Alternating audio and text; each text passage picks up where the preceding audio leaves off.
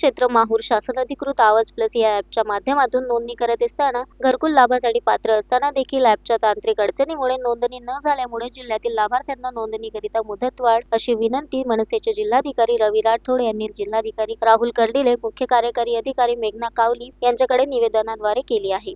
माहूर तालुक्यासह नांदेड जिल्ह्यातही ग्रामीण भागातील आर्थिक दुर्बल घटकांना शासनाकडून देण्यात येणारे घरकुल लाभार्थ्यांना पात्र असताना देखील आजपर्यंत शासनाकडून अधिकृत आवाज प्लस या ॲपद्वारे नोंदणी करण्यासाठी म्हणून दिनांक 31/5/2025 ही शेवटची तारीख देण्यात आली होती। परंतु आवाज प्लस ॲपच्या तांत्रिक अडचणीमुळे अनेक पात्र लाभार्थ्यांची नोंदणी होऊ शकली नसल्यामुळे ग्रामीण भागातील सर्व लाभार्थ्यांवर होत असलेल्या अन्याय होऊ नये यासाठी आवाज प्लस ॲपद्वारे नोंदणी करता याव्यात म्हणून मुदतवाढ देऊन सर्व पात्र लाभार्थ्यांना नोंदणी करण्यासाठी मुदतवाढ देण्यात यावी अशी विनंती मनसेचे जिल्हाध्यक्ष रवी राठोड यांनी निवेदनाद्वारे केली आहे। नमस्कार, मी रवी राठोड, महाराष्ट्र नवनिर्माण सेना जिल्हा अध्यक्ष नांदेड। ग्रामीण व शहरी भागांकरिता महाराष्ट्र शासनातर्फे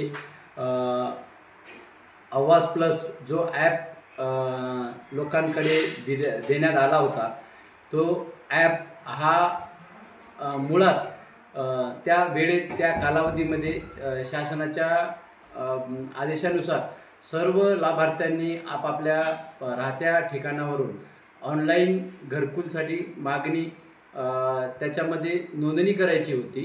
पण शासनाने गाईडलाईन अशा दिल्या होत्या की 31 मे रोजी ही त्याची मुदत संपणार होती। पण ग्रामीण भागातील व शहरी भागातील बरेच लाभार्थी त्या ॲप चालू नसल्यामुळे बरेच दिवस तांत्रिक अडचणी आल्यामुळे तो ॲप चालला नाही। त्याच्यामुळे बरेच हे आर्थिक दुर्बल घटकातील जे कोण लाभार्थी असतील त्या प्रत्येक लाभार्थ्यांची ती नोंदणी होणं हे बंधनकारक असताना सुद्धा देखील बऱ्याचशा लोकांची नोंदणी राहिल्या होत्या। करिता महाराष्ट्र नवनिर्माण सेनेतर्फे माननीय जिल्हाधिकारी महोदय, माननीय मुख्य कार्यकारी अधिकारी नांदेड यांना महाराष्ट्र नवनिर्माण सेनेतर्फे निवेदन देऊन त्यांना आवाज प्लस योजनेतून घरकुल भेटण्यासंदर्भात त्यांना नोंदणी करण्याकरिता वाढीव मुदत देण्यात यावी याकरिता आम्ही साहेबांना निवेदन देण्यात आलं। आणि ते नक्कीच महाराष्ट्र शासन हे आपल्या चॅनलच्या माध्यमातून गोरगरिबांचे आर्थिक दुर्बल घटकांचे विचार करून त्यांना शक्यतो जास्तीत जास्त वेळ द्यावा ही जिल्हाधिकारी महोदयांकडे विनंती केली आहे। Shankar Bhalerao, the sting operation news, Mahur.